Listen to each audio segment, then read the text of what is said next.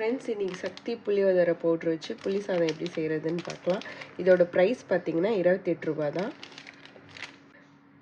3 table spoon எண்ணெய், அரை teaspoon கடுகு, 2 டேபிள் ஸ்பூன் உளுத்தம்பருப்பு, 4 காஞ்ச மிளகாய், 3 டேபிள் ஸ்பூன் வேர்க்கடலை எடுத்து வச்சுருக்கேன். நீங்கள் முந்திரி சேர்த்துக்கணுனாலும் சேர்த்துக்கோங்க. ஒரு கொத்து கருவேப்பிலை, 2 டேபிள் ஸ்பூன் எண்ணெய் சேர்த்துக்கலாம். ஒரு கடாயில் 3 டேபிள் ஸ்பூன் சேர்த்துக்கோங்க. இப்போ எண்ணெய் காஞ்சதும் நம்ம அரை டீஸ்பூன் கடுகு சேர்த்துக்கலாம். கடுகு பொரிஞ்சதும் உளுத்தம்பருப்பு கடலைப்பருப்பு சேர்த்துக்கலாம். இதோட கலர் பார்த்தீங்கன்னா சேஞ்ச் ஆகிடுது. காஞ்ச மிளகாய், வேர்க்கடலை,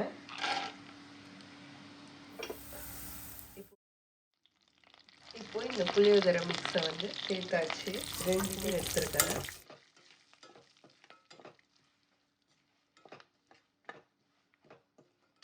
இப்போ ரொம்ப நேரம் விட்டு வறுத்து போயிடும். அதனால் நம்ம லைட்டாக வதக்கிட்டு ரைஸ் சேர்த்துருவோம். ஏற்கனவே வடித்த சாதத்தை நான் இதில் சேர்த்துக்கிறேன்.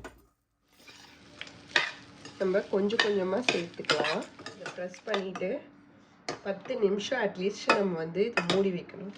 அப்போ தான் சூப்பராக புளியோதரை ரெடி ஆகும். 10 நிமிஷம் கழிச்சு பார்ப்போம். 10 மினிட்ஸ் கழிச்சு பார்த்தீங்கன்னா சூப்பரான சக்தி புளியோதரை சாதம் ரெடி. புளியோதரை ரைஸ் பவுடரில் செஞ்ச சக்தி புளியோதரை சாதம் ரெடி.